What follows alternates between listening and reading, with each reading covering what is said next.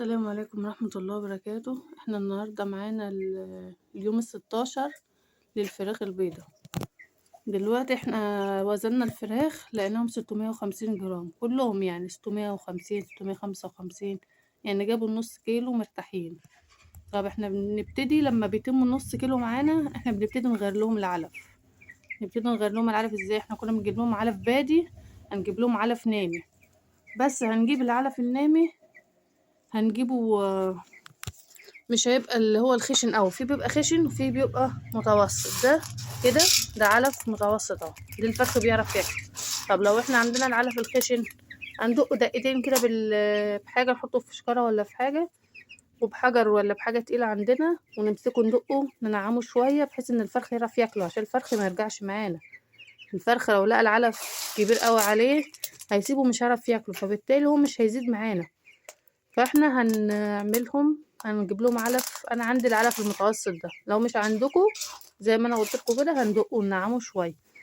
دلوقتي الفراخ انا مجوعاهم حوالي 3 ساعات، لان الجو النهارده كان حر، فطبعا احنا مش بناكلهم في الحر قوي عشان مش يرجعوا معانا، عشان مش يتحرروا اكتر. فاحنا دلوقتي الجو تروح حلو، فانا هبتدي اعمل معاهم الخلطه اهوت. طبعا انا جبت لهم مضاد سموم عشان العلف اللي انا غيرته دوت، وهنشوف الخلطه اللي احنا هنعملها لهم النهارده. انا حاطه لهم في الميه دلوقتي مضاد سموم عشان ان هم العلف اللي انا مديهولهم مش يخلي جسمهم يزرق ولا حاجه، ويعلي نسبه السحب عندهم في العلف، ويبقوا ان شاء الله حلوين. هنشوف مع بعض كده.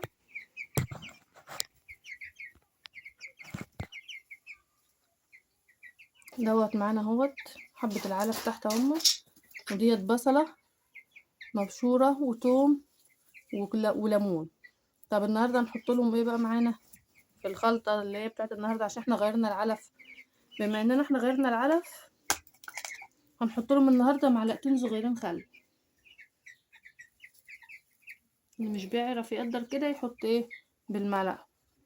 ما احنا حطينا معلقتين صغيرين خل، انا حاطه على قد قيمه العلف اللي عندي. طب احنا كترنا الخل النهارده ليه؟ عشان الخل دوت يعتبر برضو مضاد سموم. طبعا احنا غيرنا العلف النهارده، فاحنا هنحط لهم، نكتر لهم شويه في مضاد السموم، عشان النهارده اول يوم. هنا معلقه صغيره او معلقه ونص كده عسل اسود. طب مش هنحط حاجه النهارده معانا تاني؟ لا، هو كده بس خلاص، النهارده كفايه كده عليهم. عشان تغيير العلف. وهنبتدي بقى ان احنا نلخبط كده الاكل مع بعض، نقلبه مع بعضينا اهو.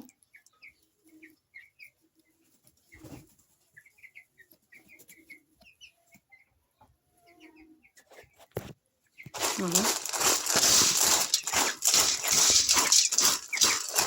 طبعا الفراخ جعانه، وبعدين هما ساعات لما بيشموا البصل ده بيجوا عليه ياكلوه على طول. لازم نبقى معودينهم من اليوم الثالث او الرابع على اكل البصل ده والثوم، فبالتالي ان هما بياكلوا معانا. انما هما لو مش متعودين مش هياكلوا. فاحنا اهو بناكلهم معانا، جايب لهم العنب.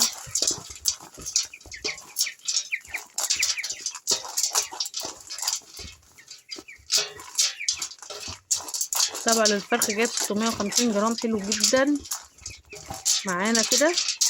واهم حاجه معانا التدفئه والتهويه في نفس الوقت، مش ندفي ونكتم عليهم خالص يقوم الفرخ معانا يتخنق.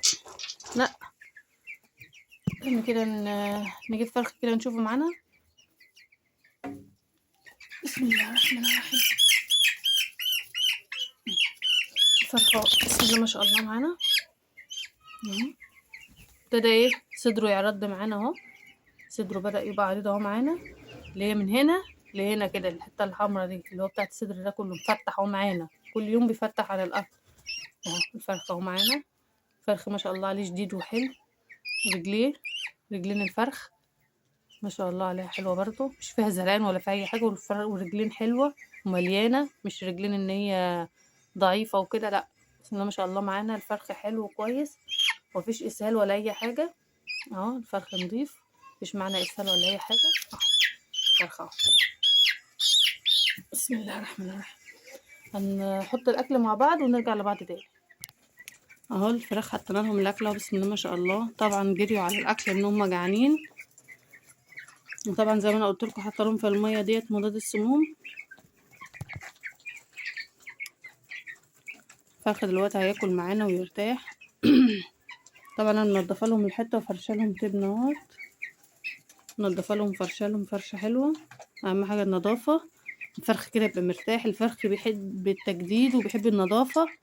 ساعة لما بيلاقي الحته قدامه نضيفه بيفرح كده وتحس ان هو زي الاطفال كده، ان هو بيجري ويلعب ويبقى مبسوط وبياكل اكتر. والنفسيه بقى، يعني النفسيه مع الكل، مع الكبار مع البني ادمين ومع الطيور كمان. وانتوا هتلاحظوا دوت لو سمعتوا كلامي وعملتوا زي ما انا بقول لكم كده، بننضف باستمرار تلاقي الفرخ معانا كويس وحلو. وانا الفيديو اللي بعد دوت هنعمل شوربه كده للفراخ عشان الخنفره. احنا طبعا بنعملها لهم وقايه، هم النهارده عمر 16 يوم، فاحنا بنعملها لهم وقايه معانا عشان البرد والخنفره. لان الفرخ لو جه عند ال25 يوم وجات له خنفره ما بيتعالجش منها، فبالتالي احنا بنحط له ايه العلاج ده زي وقايه كده عشان ما يتعرضش للخنفره والبرد ده، عشان نقي معانا. طبعا بسم الله ما شاء الله الفراخ رايحه وجايه معانا اهيت. انا طبعا حاطه لهم علفه واحده لان هما مثلا هما 20 فرخه بس مش كتير، فبالتالي عشان يخلصوا الخلطه اللي انا عامله لهم كلها. همت معانا. المهم ان احنا نعمل زي ما قلت لكم، اهم حاجه نخلي لهم الجو دافي ونظبط لهم الدنيا كده معانا. والفرخه بدل جنب معانا 650 جرام 655 كده حلو، 600 برضو حلو. يبقى احنا ماشيين على الوزن المظبوط لسن الفرخ. النهارده 16 يوم، هما حلوين قوي كده بسم الله ما شاء الله عليهم.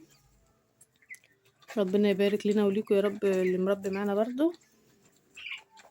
طبعا احنا قلنا ان احنا النهارده نزلنا مضاد للسموم. حطينا انا الازازه اللي انا جايباها، استنى هوريها لكم كده.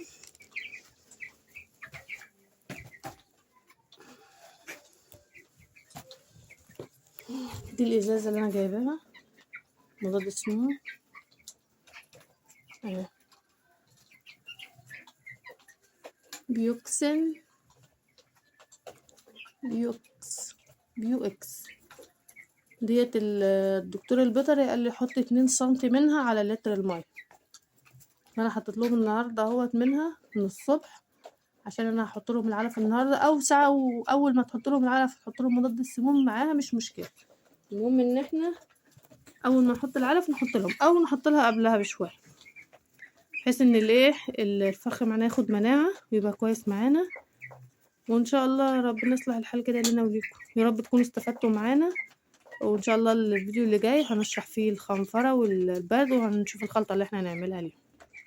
يا رب يكون الفيديو عجبكم ويكونوا استفدتوا معانا، ومش تنسونا في الاشتراك واللايك عشان يوصلكم كل جديد. معكم فاتن يوسف من روتين المنزل المصري. السلام عليكم ورحمه الله وبركاته.